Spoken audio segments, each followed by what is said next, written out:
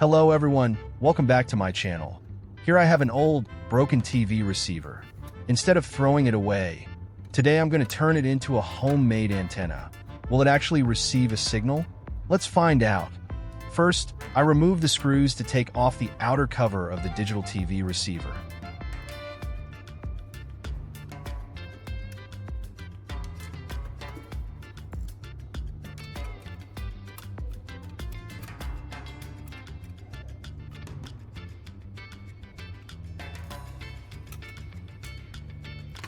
After removing the casing, I find that the circuit board inside can still be reused. I use a screwdriver to remove the circuit board and prepare it for reconnecting the wiring system.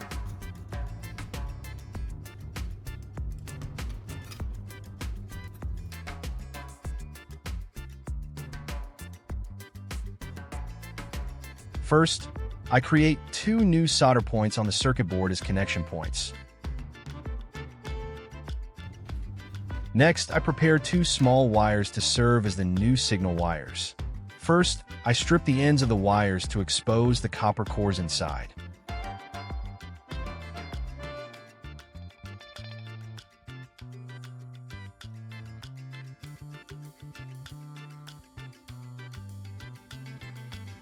Every like and subscription motivates me to create more creative DIY projects. Thank you so much for your support.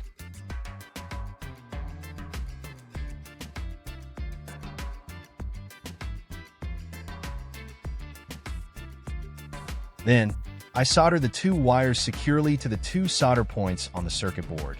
Connecting the 2 wires to separate solder points creates 2 independent signal paths, allowing signals from the circuit board to be routed outside and connected to the antenna components in the next steps. After completing the connections, I place the circuit board back into its original position and secure it firmly.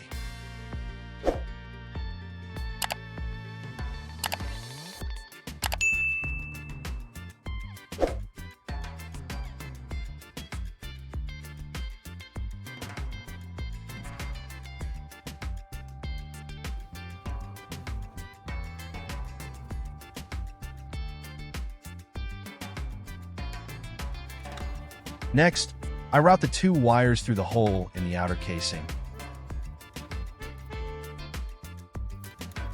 Finally, I reinstall the cover of the digital TV receiver.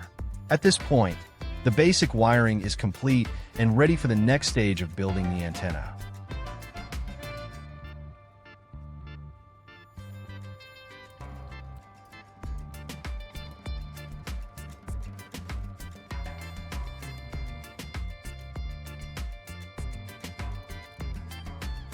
This video is for educational purposes only and is intended for DIY enthusiasts. Projects involving soldering, electricity, and mechanical tools can involve potential risks. Always wear appropriate protective equipment, follow proper safety procedures, and use tools correctly. Do not attempt any dangerous procedures if you do not have the necessary knowledge or experience.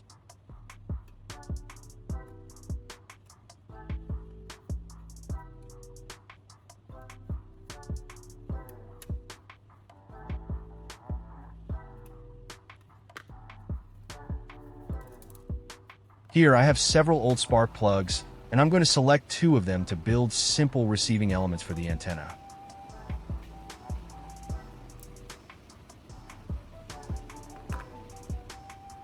Next, I take the metal core from an electrical terminal block to use as a connection component for the receiving element.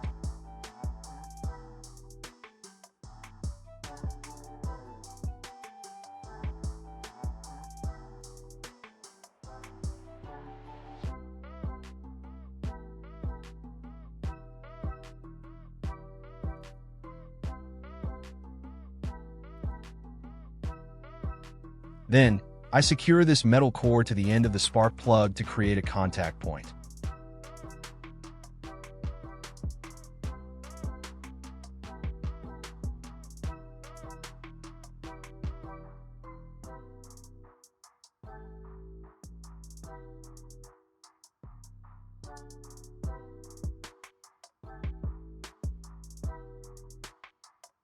Next, I attach a metal pop rivet to the metal core at the end of the spark plug.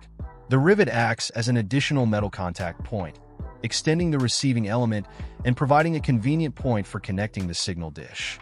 I repeat the same process with the second spark plug to create two matching receiving elements.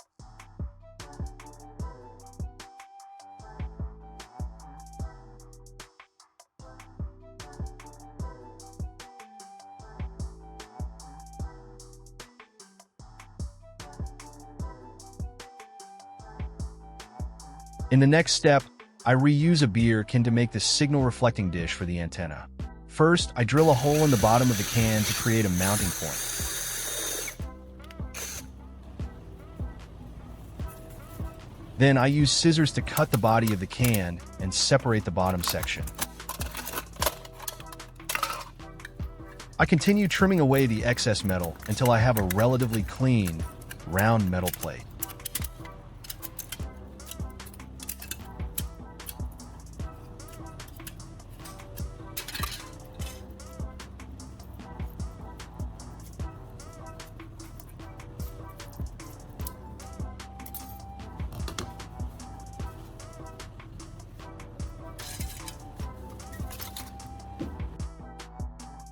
Here, I prepare two small rubber pads to support the signal dish.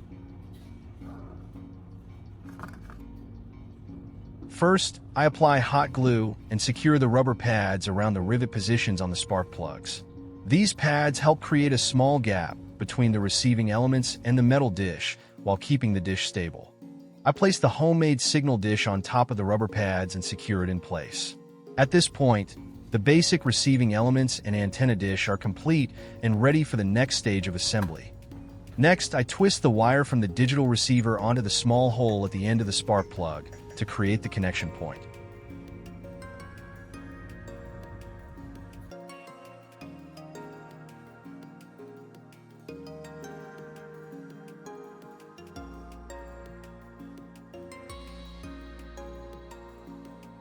I repeat the same process with the second spark plug, connecting it to the remaining wire from the digital receiver.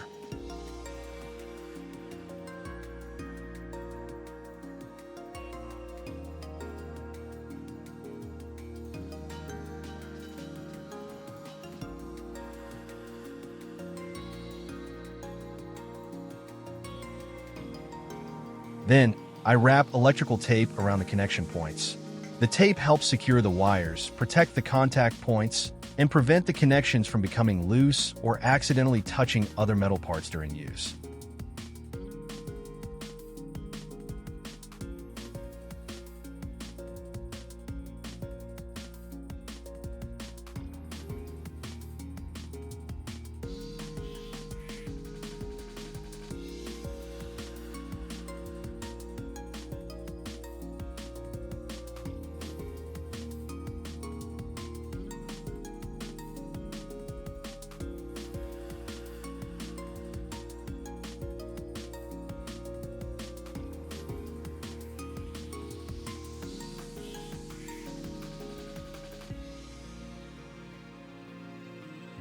In the next step, I apply hot glue and secure the two spark plugs in an upright position.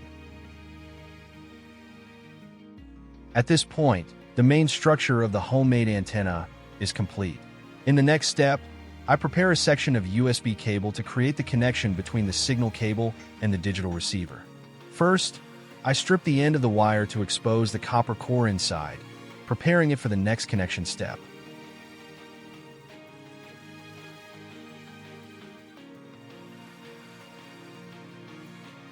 Next, I use a section of signal cable as the connection wire between the antenna and the TV. First, I strip the insulation from one end of the cable to expose the conductive core inside.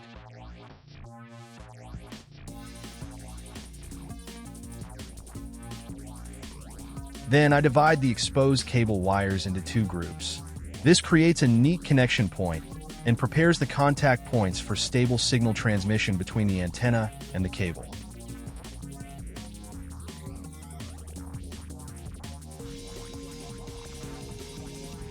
Next, I twist the two groups of wires from the signal cable together with the two groups of wires from the USB cable prepared earlier.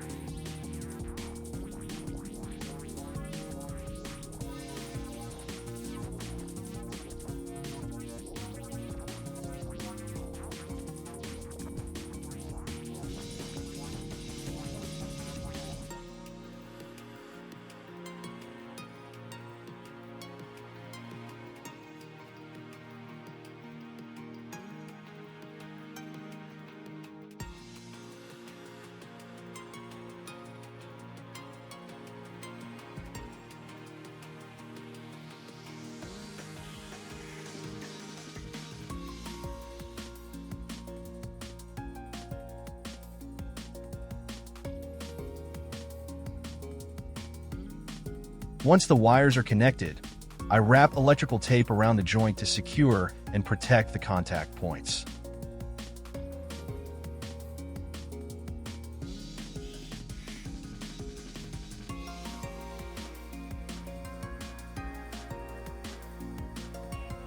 At the other end of the signal cable, I create another connector in the same way.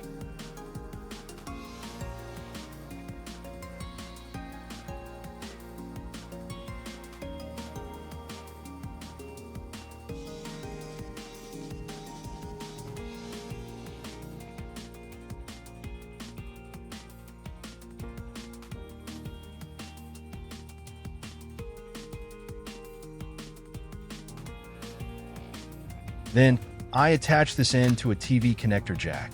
This jack allows the cable to connect directly to the antenna input on the TV, making the installation more convenient.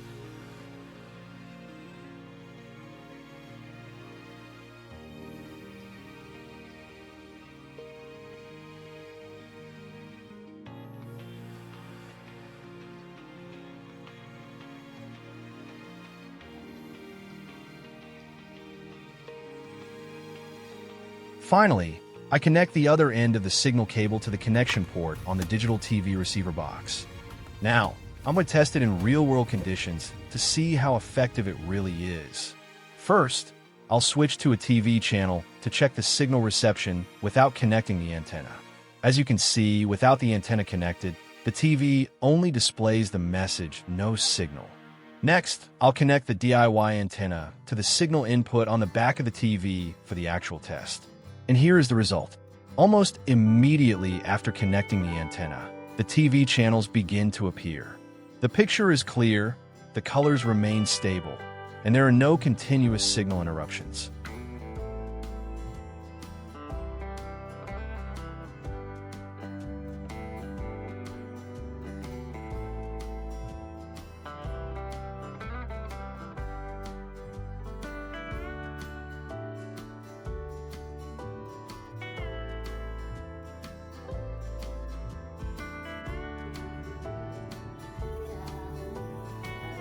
To make the test more convincing, I'll perform one more experiment. I disconnect the antenna from the TV and observe the signal changes. As soon as the antenna is unplugged, the screen instantly returns to the no signal message. All channels disappear, confirming that the signal truly came from this homemade antenna.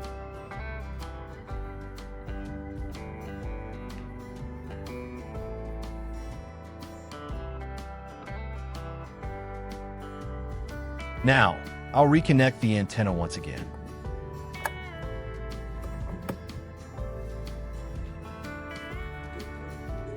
As you can see, within just a few seconds, the channels reappear and continue working normally. This proves that many electronic parts that seem to have only one purpose can be reused in completely different and surprisingly useful ways. Not only does this save money, but it also opens the door to many more exciting DIY ideas.